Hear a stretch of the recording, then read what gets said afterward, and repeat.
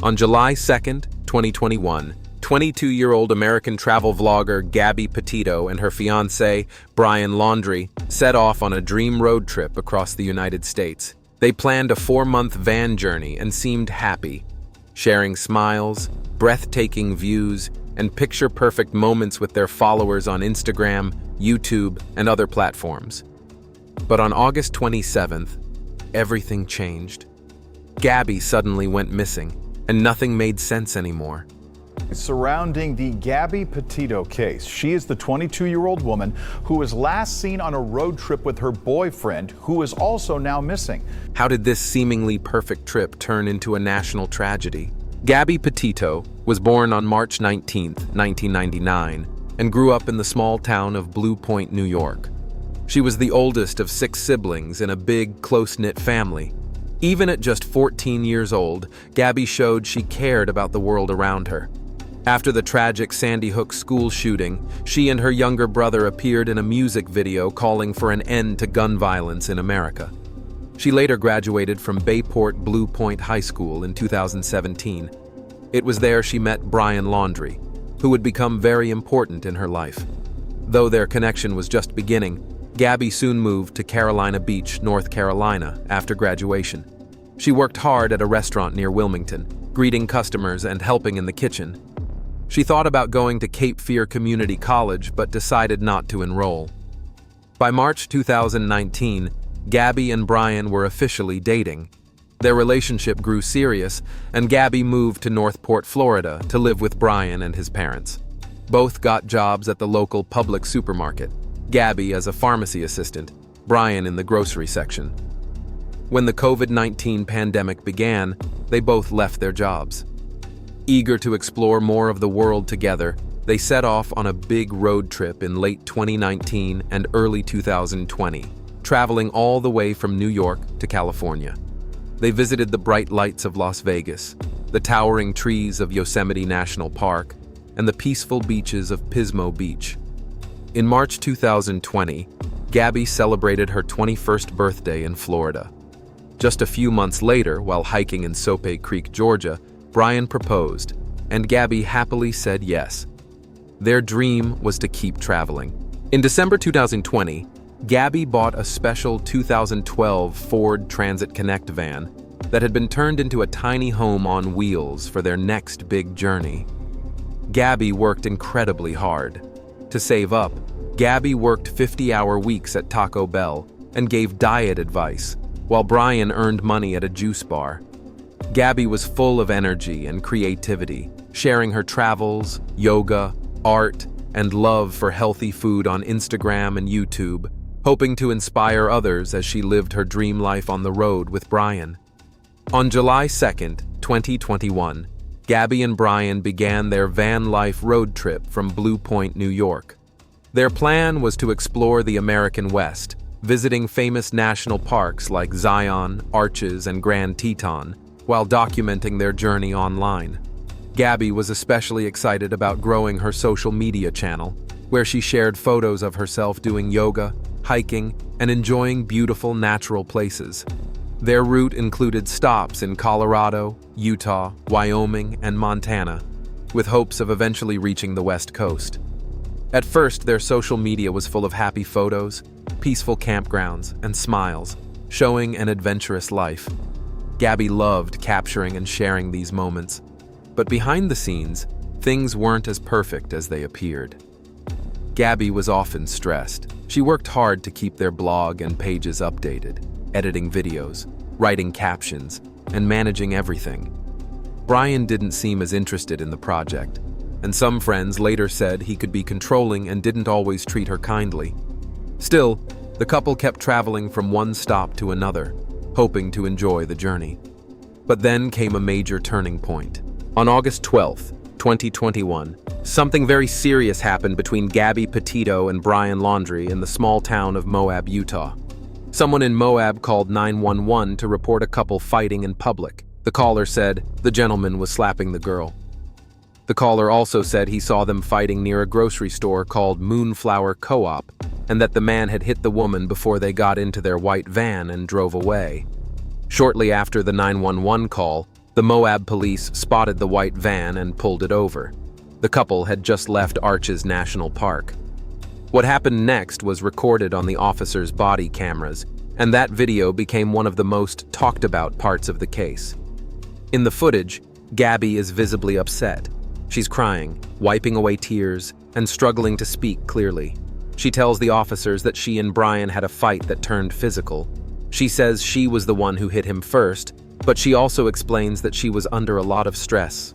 Quit my job to travel across the country, and I'm trying to start a blog. I just have a blog and stuff, so I've been building my website, so I've just been really stressed. She mentions she has OCD, obsessive-compulsive disorder, and that she was trying to keep the van clean and organized, which led to an argument. Gabby kept saying that she was to blame. She apologized over and over and seemed scared and overwhelmed. She even blamed herself for being mean and for making things worse. She said she didn't mean to hurt Brian and was just trying to calm down. Brian, on the other hand, was calm and very collected. He told the police that Gabby was having a rough morning and got frustrated with him. He said that she scratched him during the argument, but he also downplayed the situation, saying it wasn't a big deal. He made it sound like Gabby was the emotional one, and he was just trying to avoid a fight. The officers looked at the small scratches on Brian's face and arms, and after talking to both of them, they decided not to charge either one with a crime. Instead, they separated them for the night. Gabby stayed in the van, and Brian was taken to a hotel to cool off. After the incident, the police called it a mental health crisis rather than domestic violence. At the time, this might have seemed like a peaceful way to calm things down. But later, experts and the public questioned how the police handled it. Later, it became clear that this wasn't just a small argument. It was part of a pattern. Gabby seemed to be under emotional pressure and possibly abuse.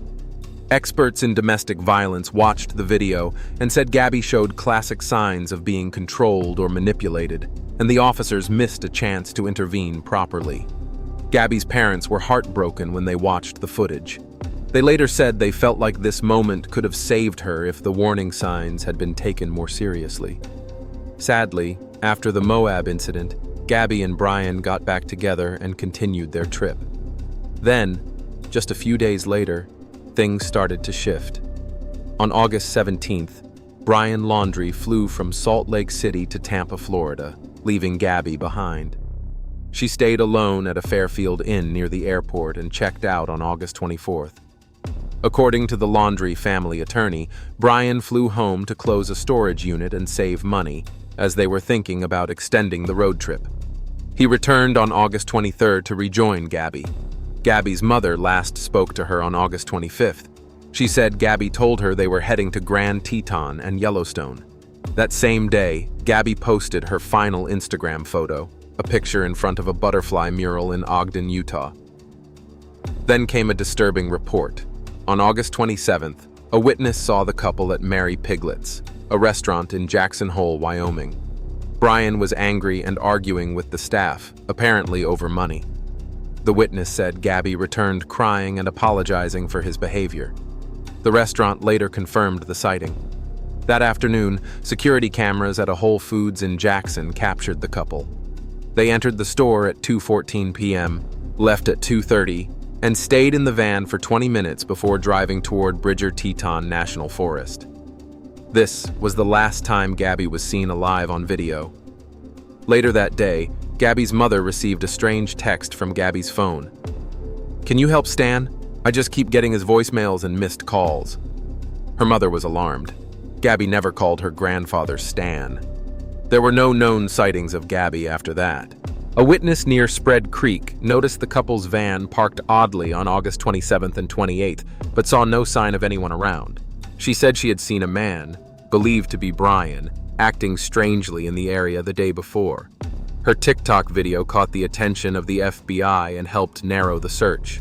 Another YouTube channel posted dashcam footage from August 27th showing a white van, matching Gabby and Brian's, parked alone at Spread Creek around 6 p.m. On August 29th, a woman and her boyfriend picked up a man hitchhiking near Coulter Bay Village. He introduced himself as Brian and offered $200 for a ride.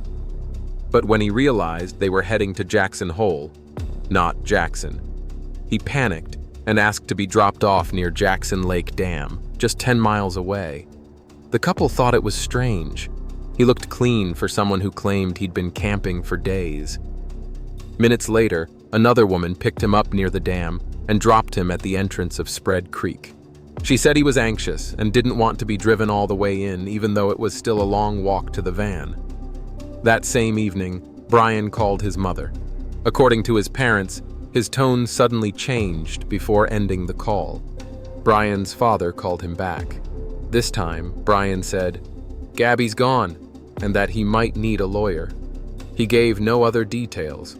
On August 30th, Gabby's phone sent one final message to her mother: "No service in Yosemite."